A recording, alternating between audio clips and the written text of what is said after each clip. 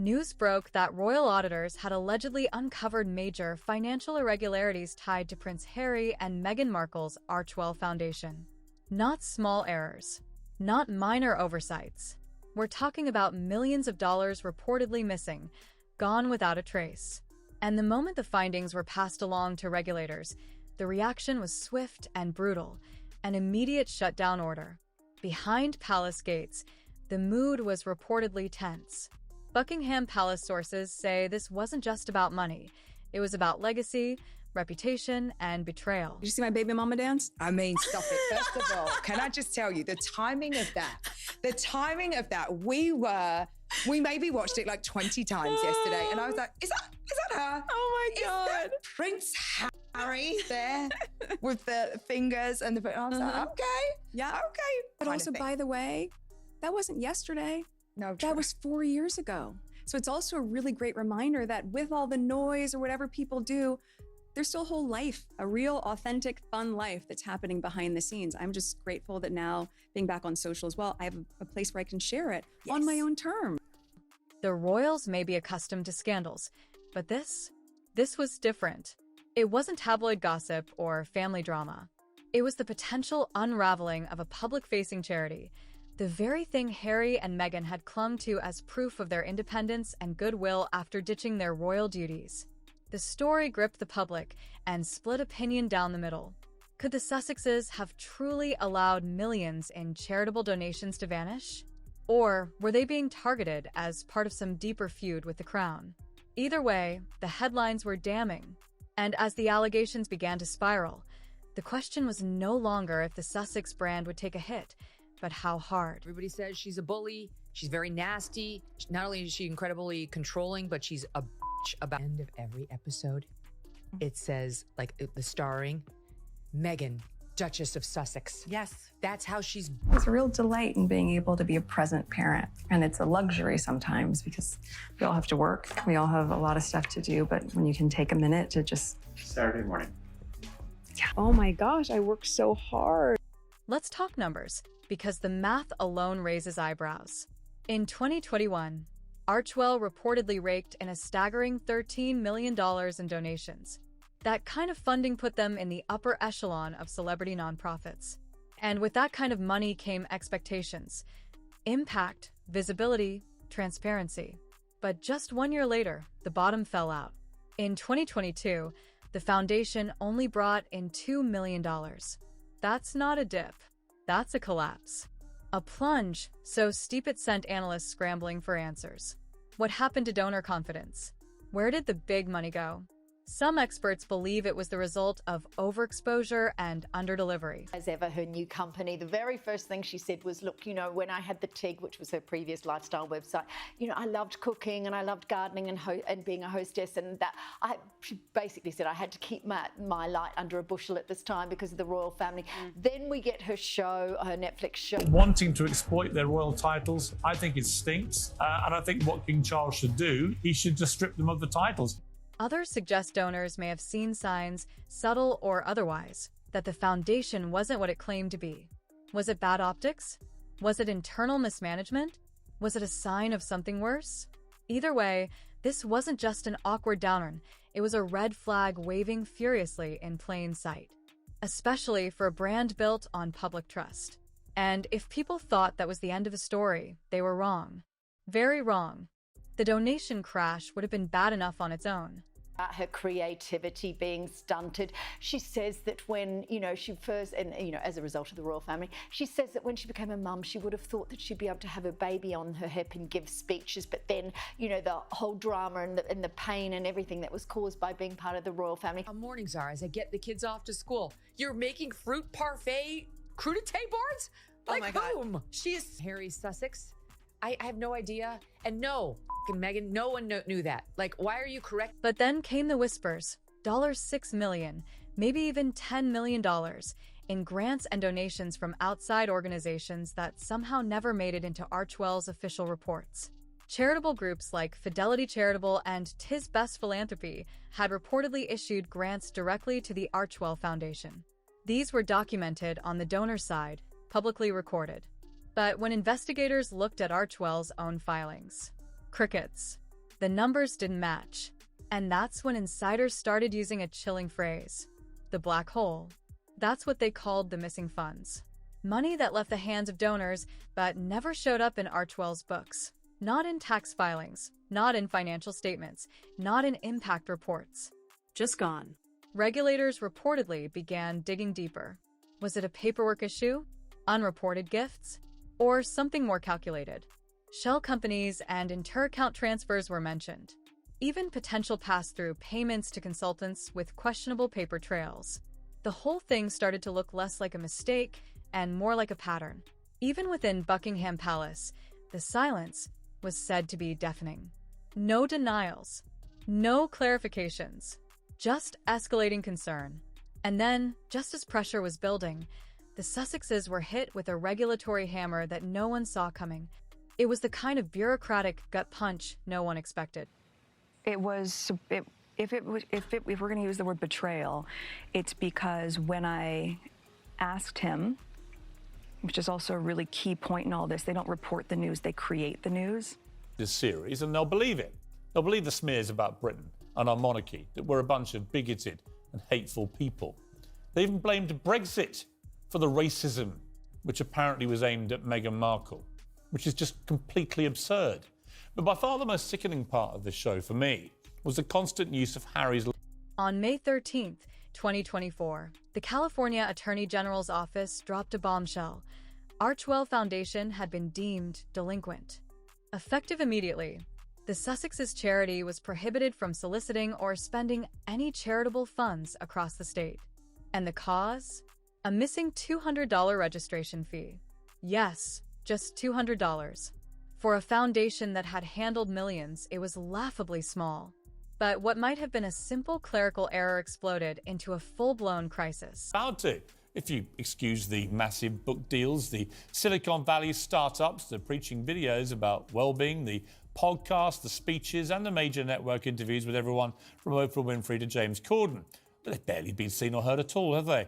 Well, on Thursday, they'll quietly and apologetically release their $100 million. She talks like she's a one-woman band. That is not hard work. Hard work is get up in the morning, get to 7 o'clock, getting to a factory or a shop and working for 10 hours on your feet, coming home knackered. That's not what happens to her. And still being a mom. That is not what happens to her. California's Registry of Charitable Trusts doesn't care if it's $2 or $200. Noncompliance is noncompliance. And when that label hits, everything stops. Suddenly, Archewell's U.S. operations were frozen in place. Fundraising halted. Spending suspended. And the optics? Disastrous. Their legal team rushed to explain. They claimed the check had been mailed months earlier, a routine payment, nothing more. But somewhere between Archewell and the state treasury, it allegedly vanished. A lost check. A system glitch.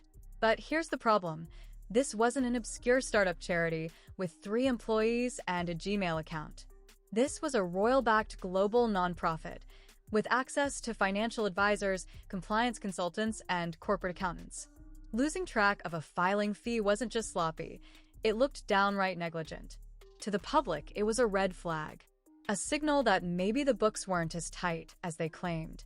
And as Archewell scrambled to regain compliance, the headlines were already doing their damage. And while California regulators were choking off their fundraising power in the U.S., the firestorm brewing in London was about to go nuclear. Back in London, the whispers had turned into roars.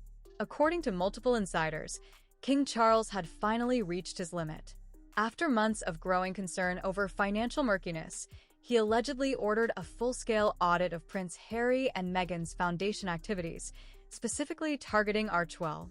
What began as private scrutiny from palace advisors reportedly escalated into a deep forensic review, tracing donation receipts, internal transfers, overseas expenditures, and third-party payments. And what they allegedly uncovered sent shockwaves through Buckingham Palace. The findings, according to these insider accounts, included these 3 things. Payments rerouted through shell companies, some of them allegedly based offshore. Significant gaps between the donation amounts publicly known and what Archewell had officially reported. Unexplained overseas transfers that had no clear charitable purpose. One source reportedly close to the audit team called it worse than we imagined. Another allegedly said they knew the palace wouldn't sit quietly forever. But it didn't stop there. Word spread fast. Regulatory bodies in both the UK and the US were said to have been tipped off, allegedly receiving the palace's internal findings to launch their own reviews. No official investigation has been confirmed publicly, but the signs are hard to ignore. High-level staff meetings, silent cooperation between departments, sudden tightening of charity regulations in response to high-profile cases. Insiders are calling it a quiet storm building behind the scenes, one that could erupt into international legal chaos if even half the alleged audit findings prove true. And if that happens, we're not just talking headlines anymore. We're talking global accountability and the end of Archewell as the world knows it. As the media frenzy swelled, Team Sussex was forced to go on defense. Their camp moved quickly to release updated IRS documents for the 2023 calendar year. According to the filing, Archewell had raised $5.3 million, a sharp rebound from the prior year's slump. Of that, they claimed $1.3 million went to charitable programs. The rest? Administrative expenses, salaries, overhead, legal services, and various internal costs. Their message was clear. The narrative was being twisted. Archewell was still operational. Funds were still flowing to worthy causes. And the recent scandal over the California delinquency was nothing more than a technical glitch, already resolved. But critics weren't convinced.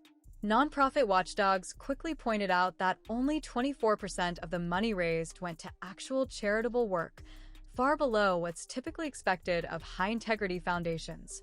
Where was the rest going? Why were administrative expenses eating up such a large slice of the pie? And for donors who once rallied around Harry and Meghan as the new face of modern royalty, those numbers felt like betrayal. Impact reports couldn't fix the optics. Photos of smiling children in Africa and glowing testimonials couldn't silence the core problem. The public now had doubts. Doubts about where their money had gone. Doubts about who was really benefiting. And doubts, most damning of all, about whether Harry and Meghan could still be trusted. Some defenders say the whole scandal is overblown. They point to Archewell's glossy impact report, loaded with stats and smiling faces. The foundation is transparent, supporters claim. The money is doing good, but others aren't buying it. Charity Watch, one of the top watchdog organizations, noted that such a drastic donation drop, paired with vague reporting and regulatory red flags, is rarely a coincidence. And with major contracts falling through, like Spotify cutting ties and Netflix reportedly restructuring their Sussex projects, this looks more like a brand unraveling than a simple accounting mistake. But if there's more still buried under the surface, the worst may be yet to come. The fallout isn't just hypothetical anymore. With both American and British authorities allegedly watching closely, what started as whispers of financial mismanagement is quickly snowballing into what could be a cross-border legal reckoning. And if even a fraction of the accusations prove true, if Archewell has indeed mishandled donor funds or rerouted charitable money through unknown or undocumented shell companies, then Meghan and Harry won't just be facing PR embarrassment. They'll be facing institutional consequences. We're talking about permanent bans on soliciting charitable donations, massive financial penalties for misrepresentation, and in the worst-case scenario, one that insiders now say is firmly on the table, a forced dissolution of the Archewell Foundation altogether. That's not just bad news. That's brand annihilation. Because for Meghan and Harry, their public persona is the product. They don't sell tech. They don't manufacture goods. They sell an image. Compassion, integrity, resilience. A brand built on emotional connection and charitable goodwill. If donor trust collapses, so does everything else: the speaker contracts, the Netflix renewals, the lifestyle partnerships. One leaked document. One prosecutor going public. One international joint investigation. That's all it takes. In a single press release, the entire Sussex enterprise could come crashing down. And in an industry where the narrative is everything, they may never get a second chance. They were once untouchable. A modern royal power couple defying the monarchy to chart their own path. They branded themselves as underdogs, survivors, disruptors of outdated systems. But now, that image has shattered. Behind closed doors, the whispers have turned brutal. One insider from a major philanthropic board reportedly called them financial fugitives of trust, a title that stings far more than any media headline. And speaking of headlines, they're relentless. Royal grifters?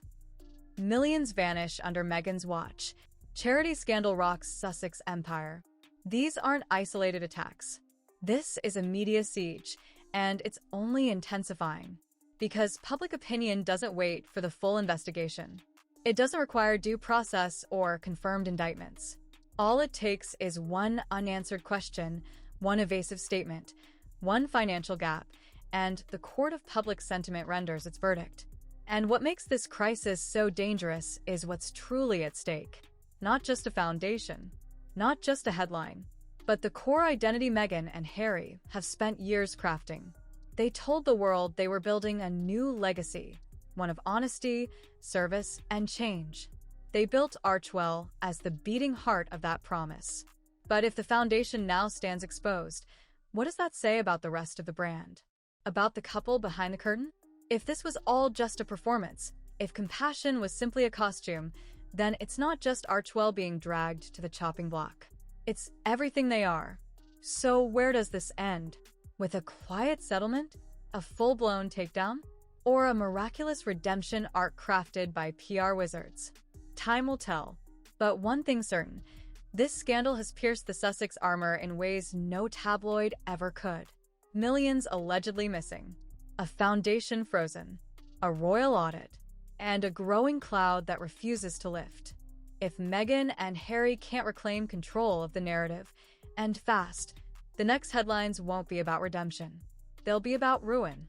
Because once the palace turns on you, there's no going back.